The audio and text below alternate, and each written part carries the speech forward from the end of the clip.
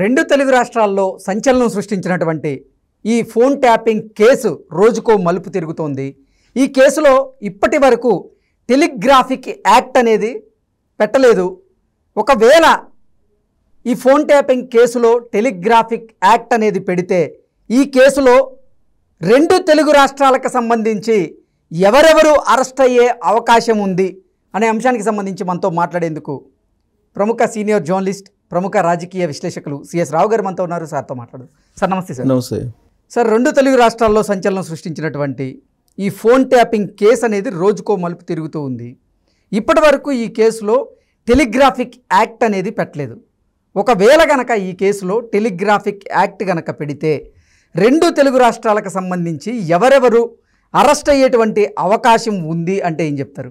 నిజంగా telegraphic act ప్రకారం కనుక వీళ్ళు ఎంక్వైరీ చేసి దీన్ని కనుక దర్యాప్తు చేసి బాధ్యుల మీద కనుక ఇంప్లిమెంట్ చేస్తే ఆ యాక్ట్ని చాలామంది కీలకమైనటువంటి లీడర్లు జైలు పాలయ్యేటువంటి అవకాశం ఉంది. ఎందుకనంటే ఇప్పటివరకు జరిగినటువంటి ఇన్వెస్టిగేషను, పోలీసులు వెల్లడించినటువంటి అంశాలు లేదా పోలీసు వర్గాల ద్వారా తెలుసున్నటువంటి దాని ప్రకారం ఇప్పుడు ఆల్రెడీ ముగ్గురిని రిమాండ్కి పంపించారు. అడిషనల్ ఎస్పీ హోదాలో ఉన్నటువంటి వాళ్ళు, ఒకరు డిఎస్పీ, ఎలాగో ప్రణీత్రావు డిఎస్పీ, ఆయన్ని ఆల్రెడీ రిమాండ్లో ఉన్నారు. కస్టడీ తీసుకొని సిట్ పోలీసులు విచారించారు, చాలా సమాచారాన్ని సేకరించగలిగారు. దాంతోపాటు ఆల్రెడీ తిరుపతి అన్న అలాగే భుజంగరావు అనే అతన్ని, వాళ్ళిద్దరిని రిమాండ్కి పంపించారు. రిమాండ్కి పంపించినటువంటి క్రమంలో విచారించి పూర్తి సమాచారం తెలుసుకున్న తర్వాత అసలు ఎందుకు ఎవరు చేయమన్నారు మిమ్మల్ని అని అంటే డైరెక్ట్గా ఆ రోజున ఇంటెలిజెన్స్ చీఫ్గా ఉన్నటువంటి ప్రభాకర్ రావు పేరు చెప్తూ ఉన్నారు. వాళ్ళే చెప్తున్నారు, డైరెక్ట్గా ప్రభాకర్ రావు పేరు చెప్తూ ఉన్నారు.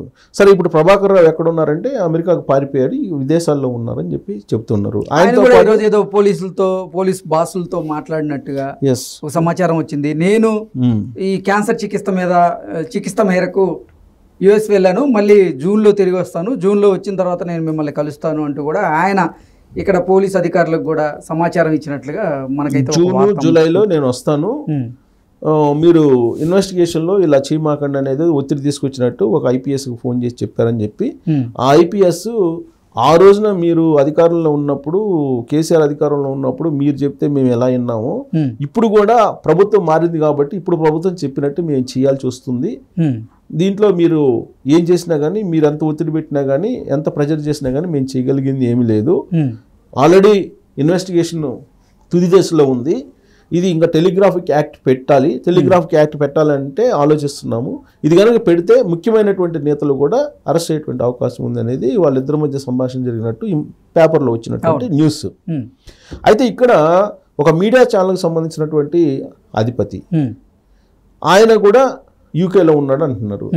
ఇప్పుడు ప్రభాకర్ రావు ఏమో యుఎస్లో ఉన్నారని చెప్పి చెప్తున్నారు. ఇంకొకళ్ళు ఎవరో ఉన్నారు, ఆయన కూడా విదేశాల్లో ఉన్నారు. మొత్తం ముగ్గురు విదేశాల్లో ఉన్నారు, ముగ్గురు రిమాండ్లో ఉన్నారు. సో వీళ్ళు కాకుండా వీళ్ళకి సహకరించినటువంటి వాళ్ళు, ఫోన్ ట్యాపింగ్ సహకరించినటువంటి వాళ్ళు, పోలీసులు రకరకాల స్థాయిలో, ఎస్ఐ స్థాయి నుంచి, సిఐ స్థాయి నుంచి, కానిస్టేబుల్ స్థాయి వరకు చాలామంది ఉన్నారు. ఇప్పుడు వీళ్ళందరి మీద చర్యలు తీసుకోవాలంటే దాదాపుగా ఒక 100 మంది పోలీసులు సస్పెండ్ అయ్యేటువంటి అవకాశం ఉంది, అలాగే శిక్షార్హులుగా మారేటువంటి అవకాశం ఉందని చెప్పి ఇప్పుడు సిట్ పోలీసులే ఒక అభిప్రాయానికి వస్తూ ఉన్నారు. ఒకటి, తర్వాత సిట్ ఏదైతే అడుగుతుందో ఆ వివరాలను ఇవ్వడానికి ఇక్కడున్నటువంటి కొంతమంది ఐపీఎస్లు, ఒకరిద్దరు ఐపీఎస్లు కోఆపరేట్ చేయట్లేదు అనేది కూడా ఒక ఇన్ఫర్మేషన్. ఇప్పుడు ఒకవేళ కనుక ఇన్ఫర్మేషన్ మొత్తం ఇస్తే రాబోయేటువంటి రోజుల్లో తీవ్రవాద సమస్య, అలాగే ఉగ్రవాద సమస్య, అంతర్జాతీయకు సంబంధించినటువంటి, జాతీయానికి సంబంధించినటువంటి అంశాలు కూడా లీక్ అయ్యేటువంటి అవకాశం ఉంది. కాబట్టి మేము పూర్తి స్థాయిలో కోఆపరేట్ చేయలేమని చెప్పి ఒక ఐపీఎస్ చెప్పినట్టు సిట్ అధికారులు ఒక కంప్లైంట్ లాగా చెప్పారు అని చెప్పి తెలుస్తుంది. సో ఇక్కడ ఇన్వెస్టిగేషన్లో ఇప్పుడు తాజాగా చోటు చేసుకున్న పరిణామాలు ఏంటంటే, ఇన్వెస్టిగేషన్ మొత్తం జరిగిన తర్వాత ఒక ముఖ్య నేత చెప్పినందువల్లే మేము చేసామని చెప్పి చెప్తున్నారు. ఫైనల్గా అందరూ ఇన్వెస్టిగేషన్ అయిపోయిన తర్వాత ఇదంతా ఎందుకు జరిగిందంటే ఒక ముఖ్యమైన నేత చెప్పినందుకు చేసాము. ఆ ముఖ్య నేత ఎవరు అని అంటే అందరికీ తెలిసిందే, ప్రత్యేకంగా చెప్పవసరం లేదు. సో ప్రభాకర్ రావు రేపు ఇన్వెస్టిగేషన్లో ఆయన వచ్చిన తర్వాత ఇన్వెస్టిగేషన్ కూర్చున్నా కానీ ఆ ముఖ్య నేత చెప్పబట్టి నేను చేశాను అని చెప్తాడు, లేదంటే నాకేం అవసరం అని చెప్తాడు. అంతే కదా, ఇంటెలిజెన్స్ చీఫ్గా ఆయన చేయాల్సింది ఏంది? పొలిటికల్ ఇంటెలిజెన్స్ ఉంటుంది, అలాగే మామూలు intelligence special investigation bureau SIB ఉంటుంది. సో ఎస్ఐబి చేయాల్సింది ఏంది, ఉగ్రవాదులు తీవ్రవాదులకు సంబంధించి మావోయిస్టులకు సంబంధించినటువంటి కదలికలు చూసుకోవాలి. దాంట్లో ఒక బ్రాంచ్ ఏంది పొలిటికల్ ఇంటెలిజెన్స్. ఈ పొలిటికల్ ఇంటెలిజెన్స్ ఏం చేయాలి, పొలిటికల్ ఇంటెలిజెన్స్ ఎవరికైనా థ్రెట్ ఉంటే అది చూడాలి, అంతే తప్ప వ్యక్తిగతమైనటువంటి సమాచారాన్ని వ్యక్తిగతమైనటువంటి ఫోన్లను ట్యాప్ చేసే అధికారం ఎవరిచ్చారు, లేదు. ఇంకోటి, వీళ్ళు ఇజ్రాయెల్ నుంచి కొన్ని అత్యాధునికమైనటువంటి పరికరాలను కొనుగోలు చేశారు. కొనుగోలు చేసిన సందర్భంగా ఆ అమౌంట్ ఎక్కడి నుంచి వచ్చింది అసలు ఫస్ట్, ఇప్పుడు మనీ లాండరింగ్ జరిగిందా దాంట్లో, లేదా అనఫిషియల్గా ఎలా కొనుగోలు చేయగలిగేది ఖరీదైనటువంటి ఈ ఎక్విప్మెంట్ని, ప్లస్ ఒక మీడియా ఛానల్ అధిపతికి సంబంధించినటువంటి ఆఫీసులోనే ఈ ఎక్విప్మెంట్ని పెట్టి రేవంత్ రెడ్డి బంధువులు, రేవంత్ రెడ్డి స్నేహితులకు సంబంధించినటువంటి ఫోన్లను ట్యాప్ చేయడానికి ప్రయత్నించారనేది ఇన్వెస్టిగేషన్లో తేలినటువంటి అంశంగా సిట్కి సంబంధించినటువంటి వాళ్ళు చెప్తున్నటువంటి మాట. వాళ్ళ దగ్గర నుంచి వస్తున్నటువంటి టాక్ కూడా అదే. సో ఇలాంటి పరిస్థితుల్లో ఇప్పుడు రాబోయేటువంటి రోజుల్లో టెలిగ్రాఫిక్ యాక్ట్ కనుక పెడితే, ఆ టెలిగ్రాఫిక్ యాక్ట్ అనేది చాలా బలమైనటువంటి యాక్ట్. అది ఈ టెలిగ్రాఫిక్ యాక్ట్ ప్రకారం జరగాల్సినటువంటి తీరులో చాలా ఉంటాయి ప్రొసీజర్స్. ఈ ప్రొసీజర్స్కి భిన్నంగా ఫోన్ ట్యాపింగ్ జరిగింది కాబట్టి ఈ టెలిగ్రాఫిక్ యాక్ట్ కింద కనుక ఆ ముఖ్య నేతను అరెస్ట్ చేస్తే లాలూ ప్రసాద్ యాదవ్ లాగా జైల్లో ఉండాల్సి వస్తుంది. ఓకే, డెఫినెట్గా లాలూ ప్రసాద్ యాదవ్ లాగా, లేదా కేవలం తెలంగాణకు సంబంధించినటువంటి తెలంగాణ తలకాయలే కాకుండా ఆంధ్రప్రదేశ్కి సంబంధించినటువంటి పెద్ద తలకాయలు కూడా ఈ ఫోన్ ట్యాపింగ్ వ్యవహారంలో ఇన్వాల్వ్ అయ్యారు కాబట్టి వాళ్ళు కూడా అరెస్ట్ అయ్యే అవకాశం ఉంది.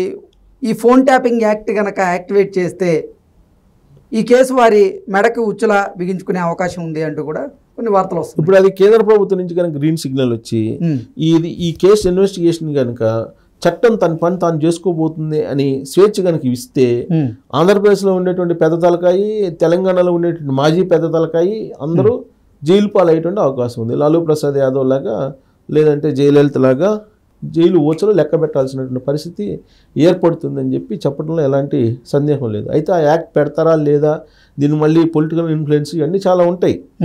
ఇప్పుడు అసలు విదేశాలకు వెళ్ళిన వాళ్ళు రావాలి కదా ఫస్ట్. వాళ్ళు జూన్ జూలై అంటే వాళ్ళ అర్థమైంది. ఇప్పుడు దాకా ఏం చెప్తున్నారు, ప్రభుత్వం పడిపోతుందని కదా.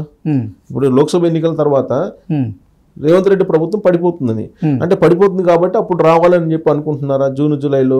లేదు, నువ్వు అమెరికాలో ఉన్నావు, నువ్వు అమెరికాలో ఉన్నప్పుడు అమెరికా నుంచి అయినా నువ్వు ఎవరికో దొంగచాటుగా ఫోన్ చేసి ఇన్వెస్టిగేషన్ని డైవర్షన్ చేయని చెప్పి సూచనలు చేయాల్సిన అవసరం ఏముంది?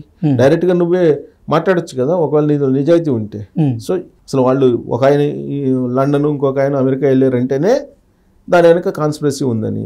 సో కాబట్టి టెలిగ్రాఫిక్ యాక్ట్ కనుక పెడితే డెఫినెట్గా దీంట్లో ముఖ్య తలకాయలు, మాజీ ముఖ్య తలకాయలు ఖచ్చితంగా జైలుకి వెళ్ళేటువంటి అవకాశాలు లేదు. ఇది టెలిగ్రాఫిక్ యాక్ట్ కనుక పెడితే ఇక